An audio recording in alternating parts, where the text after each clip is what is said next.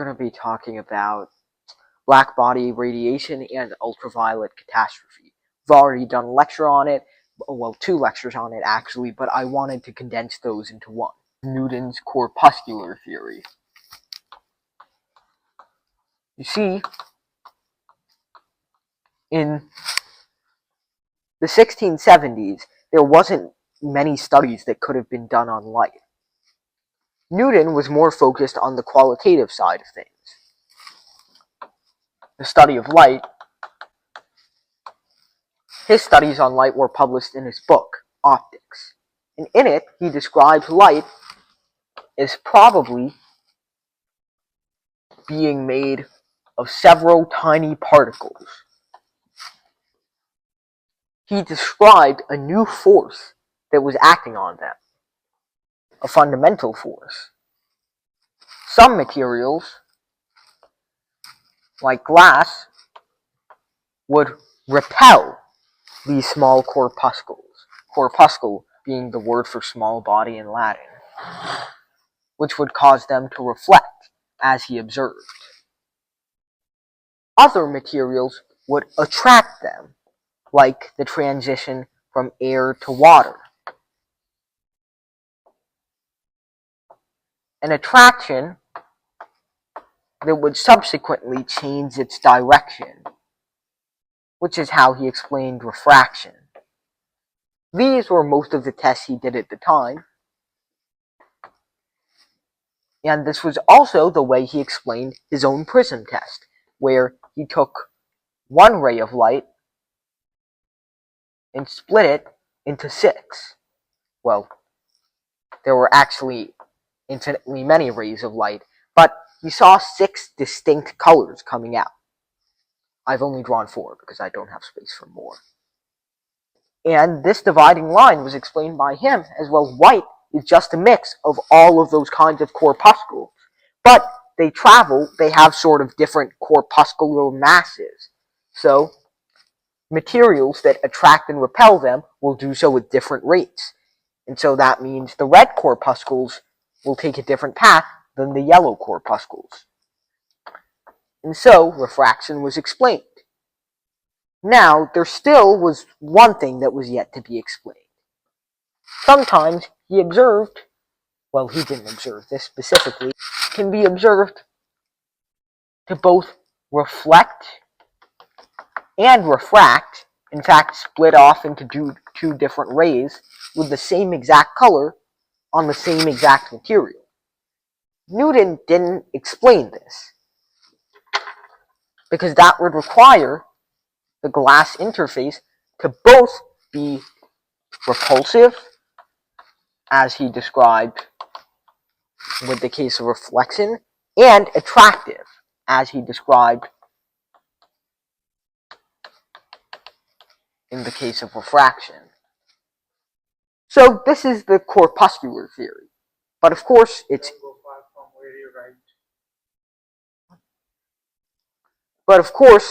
very imperfect. Not only could it not explain the very simple phenomenon, the corpuscles never seem to bump into one another or collide.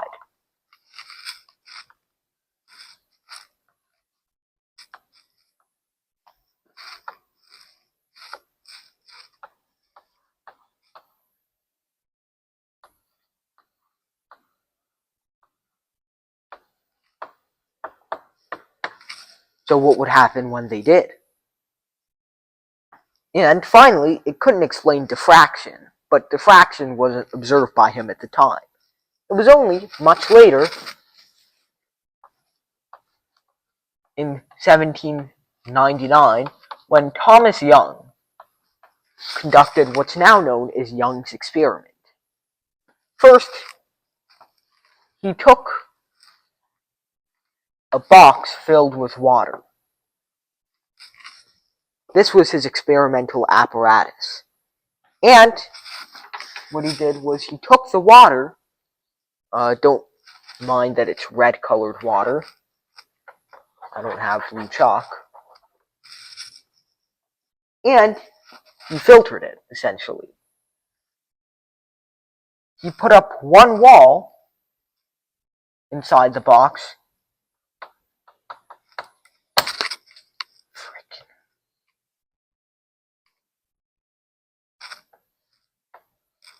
that had two holes,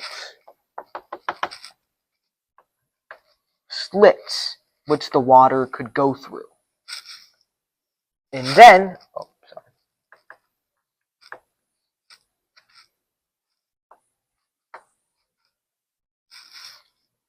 at the other end, he set up a detector to detect the intensity of the incoming water waves. So, for an easier top-down view, you could view it like this. A wall with two holes and a detector.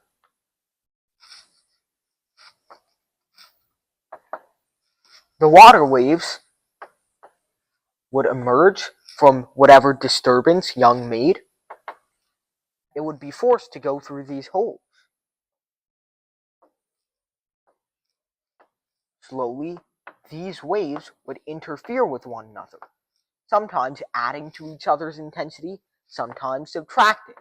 And by the time they reached the detector, they formed a pattern of light fringes, not light fringes, but fringes of high and low, and higher and low, and higher and low, and the highest around the midpoint, then lower, low, lower, low, and lower. So there's this nice pattern for water. He studied this pattern in depth. But the insight that he had, that a lot of others didn't, was, what if I just do the same experiment, but instead of filling a box with water,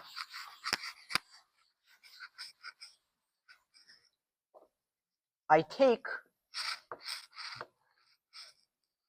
this wall with two slits and shine light on the other end.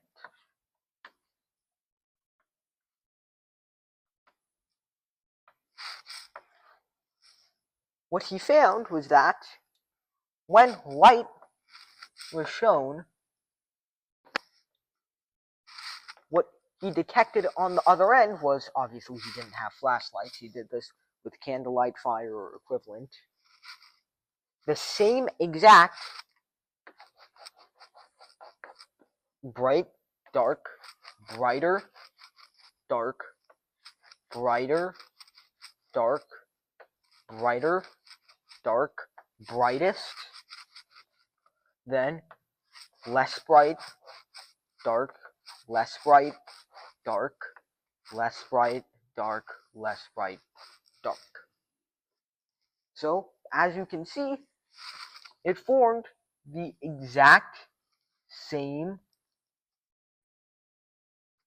pattern as the water did.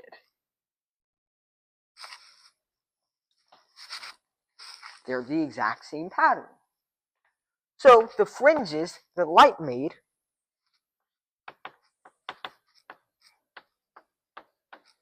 were exactly the same as the fringes that a wave made.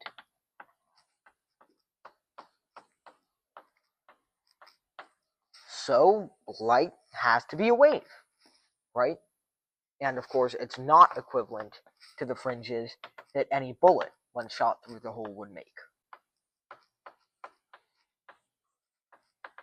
As you might expect, if you just shoot particles through this hole, you'll just get one big fringe near the top and a bunch of decaying fringes near the bottom, maybe with small peaks directly in front of the hole. Waves. And so, Young conjectured, Newton was wrong. The corpuscular theory was dead. Light was a wave, and it never did act like a particle. This also explained diffraction, and it explained why it never seemed to collide with itself. And it explained all of its reflective and refractive properties in slightly different ways. Now, it seemed light was finally understood. Until another century passed. Because By 1899, a challenge had stood up. Now, one very common subject of study at the time was what happens if you have light and you trap it in a box of finite volume. Sometimes it will bounce in there chaotically, and other times it will flatter.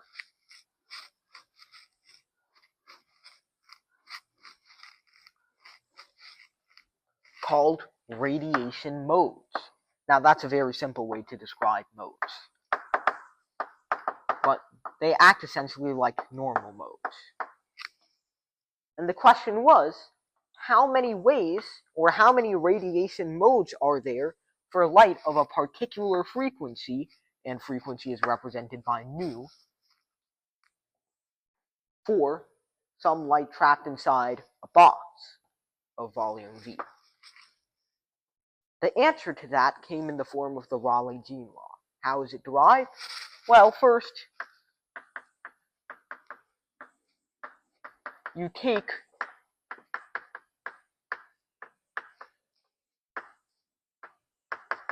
this equation that describes light's behavior in a cavity.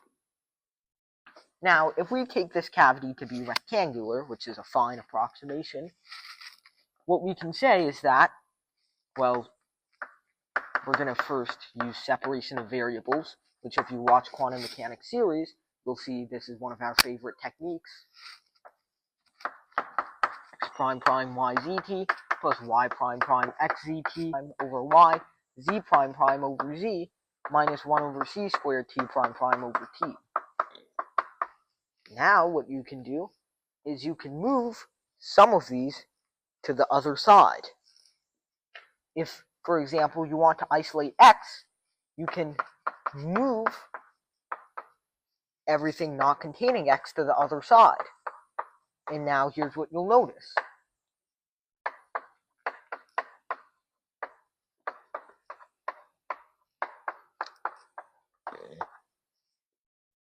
What you'll notice is that everything here is a function of x, and everything here is not a function of x. It's a function of y, z, and t. These two don't share a variable.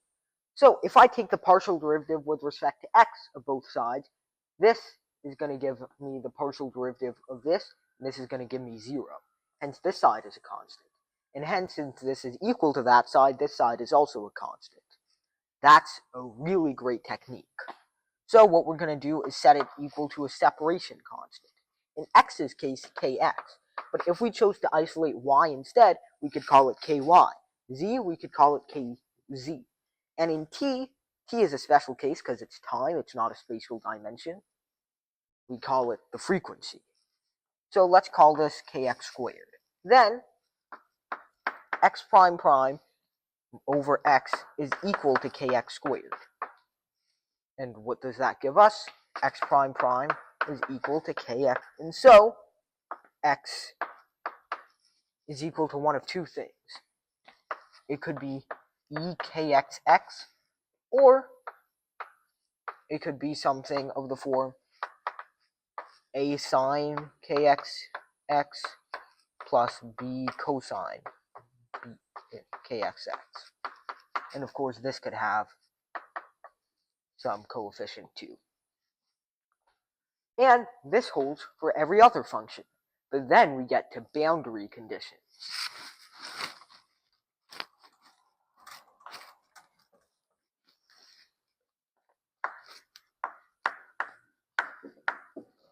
No?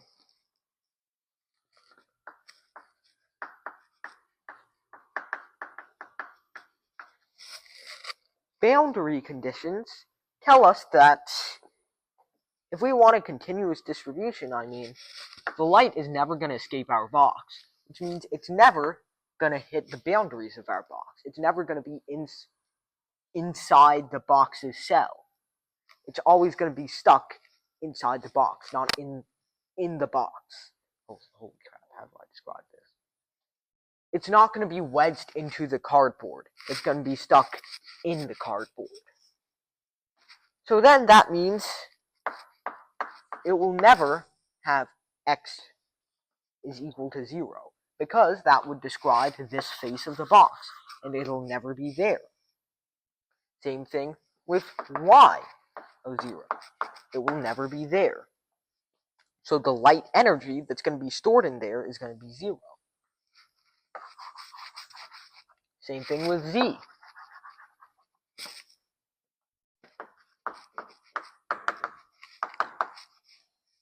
And, of course, the box has other boundaries. Oh crap, this is not z equals 0. Z is this side. The box has other boundaries. We can say its length is Lx, its width is Ly, and its height is Lz.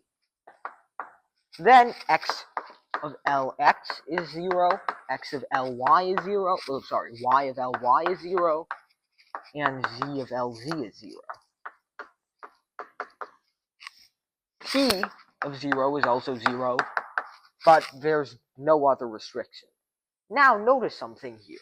An exponential is never going to be 0 unless you add a constant to it. And I don't see a constant here. We can't actually add a constant to the solution because it would contribute to this side and not this side. So that means the exponential term will go to waste. And the cosine term will also go to waste because it's equal to 1 when x is equal to 0. The only thing that remains is sine, because sine is equal to 0. Once we have that, since sine of 0 is equal to 0, we can keep this around, which means I'm going to set x is equal to sine kxx. Sure, it could have an amplitude, but I don't particularly care about it for now. Then, y could have the same thing. Y is equal to sine ky. Z is equal to sine kzz. But now notice something. When is sine equal to 0, as dictated by these boundary conditions? Well, whenever whatever's inside the expression is some multiple of pi, integer multiple, which means kxx is an integral multiple of pi. And so it is with kyy and kzz.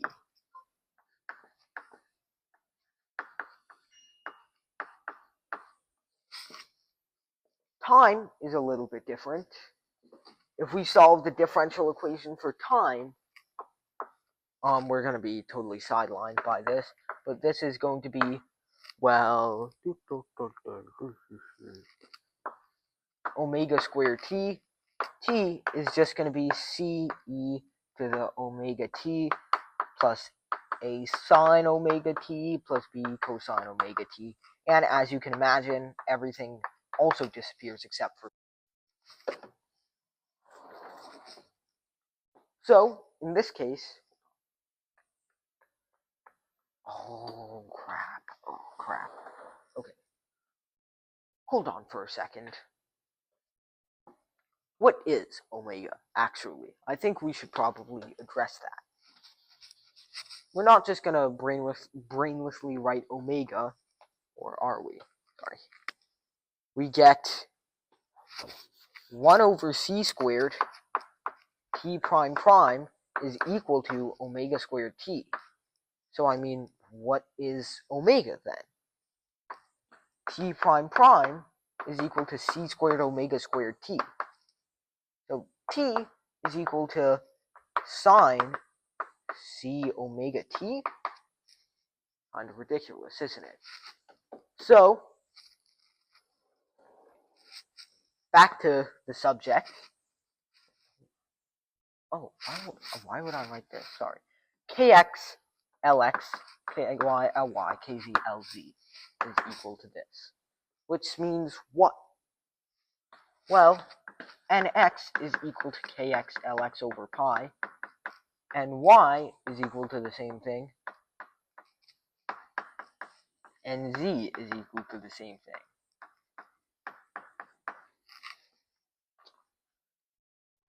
Now we can also pursue something interesting. What we're going to do is show that n is actually related to the frequency of these modes. N is actually related to the frequency of the light. In fact, it's directly proportional.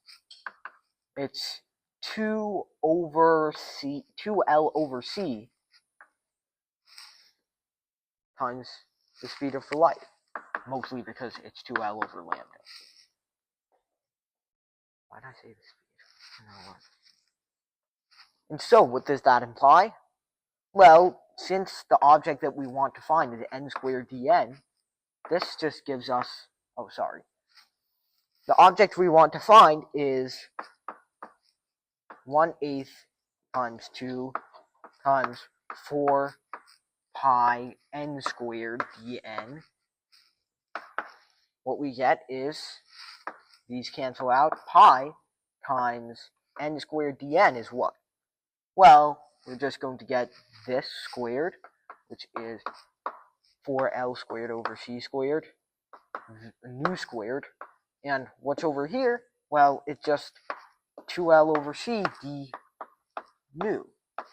So this is just 8L cubed over c cubed pi nu squared d nu.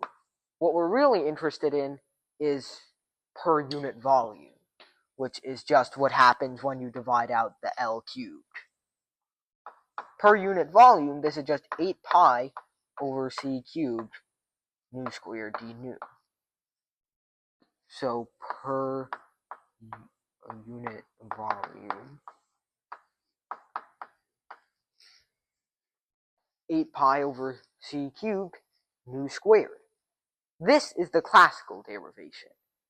But there's something wrong with this. You see, the nu squared implies that as frequency goes up, the energy